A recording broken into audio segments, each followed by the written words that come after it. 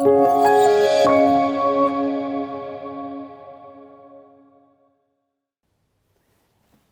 Agudo, thank you for joining us at Fundación Rafael Pino, and thank you for participating at the startup panel about business models to sustainable business model to scale up startups. I would love to learn more about your startup, Clarity AI.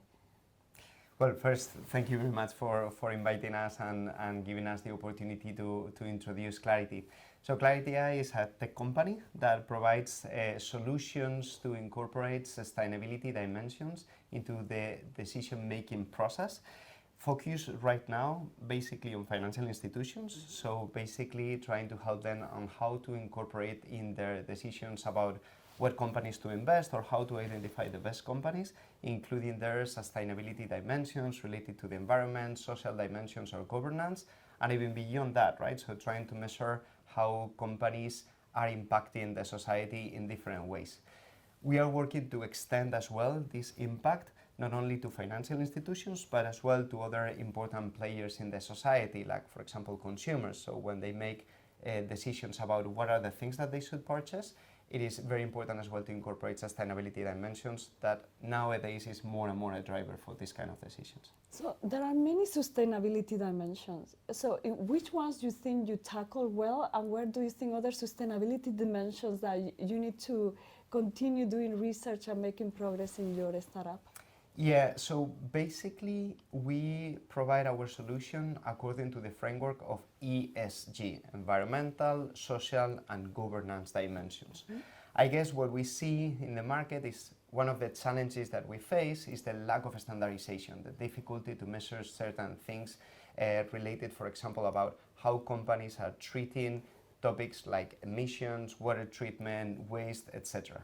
Out of these ones, for example, on the CO2 emissions, is one of the metrics that is much more extended and is very well measured, but we are contributing to improve the way to measure that, the way to ensure that there's consistency.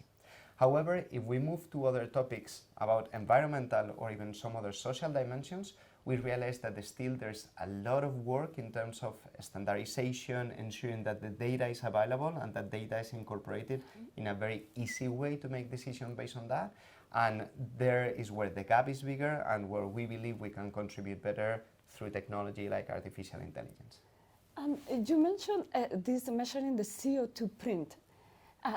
In a way, you have to do a lot of life cycle assessment of many of the inputs that goes into this organization. That requires a lot of data. Yeah. Is there something the government can do to create better data to be able to better measure the CO2 print? I think the answer is absolutely yes. Okay. So basically what we are realizing these days, and something that we're working quite a lot, is on how to facilitate the process to comply with regulations. More and more regulations are growing about sustainability that are asking not only financial institutions but companies in general to disclose more information and better quality information. What helps in that dimension? So the standardization of the frameworks that they need to use to report this information.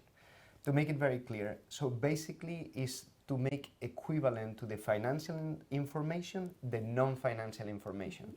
And assuming that today is very standardized, the way that they need to report their revenues, their net profits or similar things, so they should do similarly with CO2 emissions or any other dimensions about ESG. A very good comparison. So now let's think about the day-to-day activities of Clarity AI as an organization.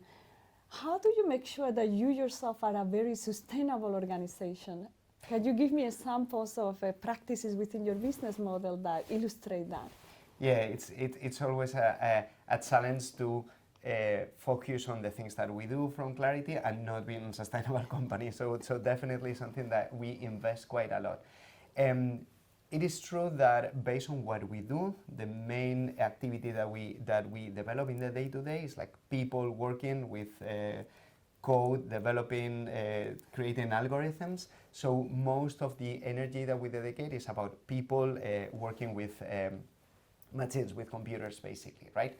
But we take into consideration certain things that reduces our footprint in different dimensions. One is maybe about traveling, right? Which is the one that maybe creates more impact in terms of the environment. And for that, we have decided two things. One, for good, COVID has helped in this dimension, so trying to move to digital measures to communicate as much as possible and avoiding in-person things when possible. And now that we are coming back to in-person things, we have a policy to neutralize all the carbon footprint of the employees, not only through their work activities, but even in their personal lives. So every single employee that is at Clarity has a program to net zero all their emissions. And what is the most challenging part? When net zero, there's a whole value chain. What is the most challenging part? So for us, it's basically the activity related to transportation. Yeah. So basically, we try to do it through two ways. One, at the moment that we purchase the trips and we acquire the different plane tickets, we try to choose the options that are more green. So basically to trade off that way as much as possible. And at the same time, we have an outsourced company that helps us on this. So basically, the employees have the option to select how they want to neutralize their footprint by selecting different projects that are going to contribute to the reduction of the CO2. Thank you, very helpful.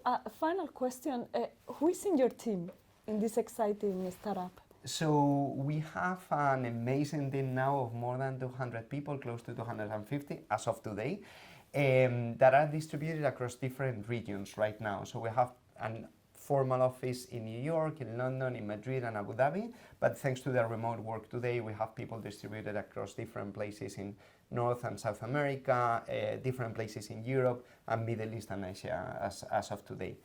Most of the team are basically engineers, data scientists, technical people who are the source of all the different algorithms and technology that we develop, but of course we have as well marketing and development, more sales and development people. So a very diverse talent pool. Thank you, Ángel, for a very insightful dialogue with us today. My pleasure. Thank you very much.